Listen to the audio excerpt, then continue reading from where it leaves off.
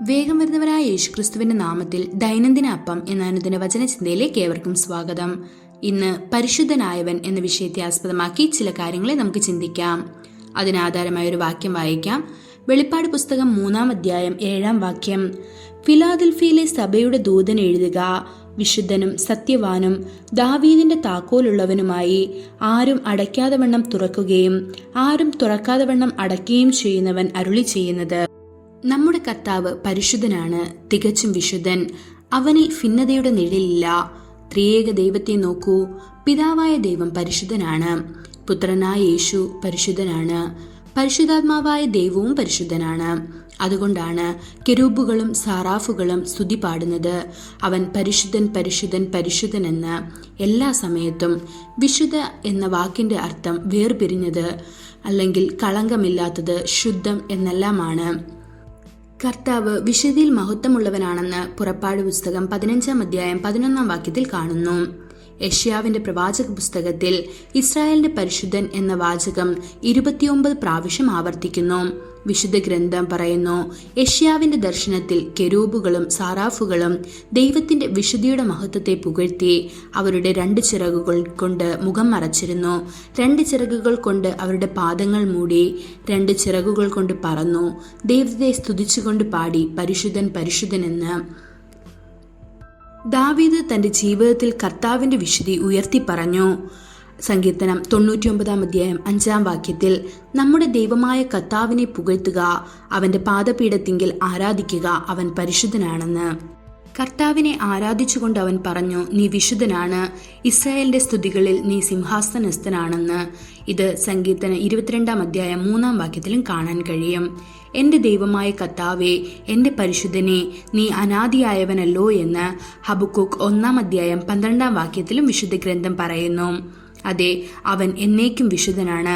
തിരുവെഴുത്തുകളിൽ ഉടനീളം ദൈവത്തിന്റെ അത്ഭുതകരമായ 2 സ്വഭാവ സവിശേഷതകൾ നമുക്ക് കാണാൻ സാധിക്കുന്നു: അവന്റെ അതിരുകളില്ലാത്ത സ്നേഹവും അവന്റെ തികഞ്ഞ വിശുദ്ധിയും.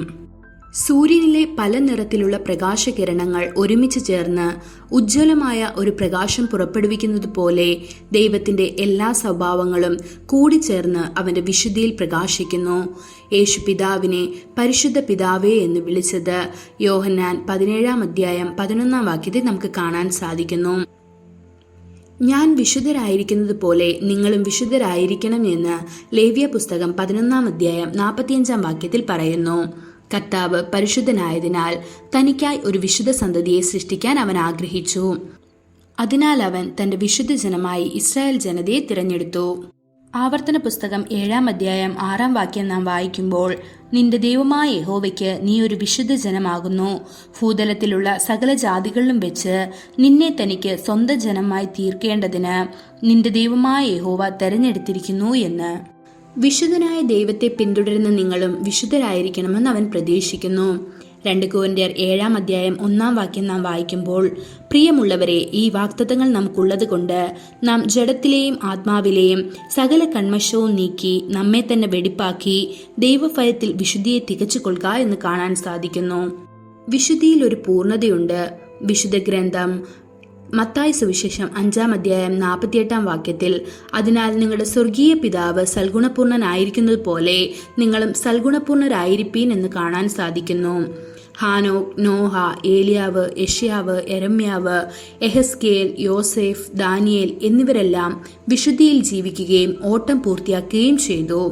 ദൈവമക്കളെ, അവർ വിശുദ്ധിയിൽ ജീവിച്ചതുപോലെ നിങ്ങൾക്കും തീർച്ചയായും വിശുദ്ധിയിൽ ജീവിക്കാൻ കഴിയും.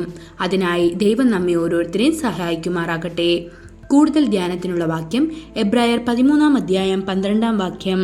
അങ്ങനെ യേശുവും സ്വന്തം രക്തത്താൽ ജനത്തെ വിശുദ്ധീകരിച്ചുകൊണ്ട് നഗരവാതിലിനു പുറത്തുവെച്ച് കഷ്ടം അനുഭവിച്ചു. ഇന്നത്തെ ബൈബിൾ വായന രാവിലെ 2 ദിനവൃത്താന്തം 17-18 അധ്യായങ്ങൾ, വൈകുന്നേരം യോഹന്നാൻ 13-ാം അധ്യായം 1 മുതൽ 20 വരെയുള്ള വാക്യങ്ങൾ. ആമേൻ.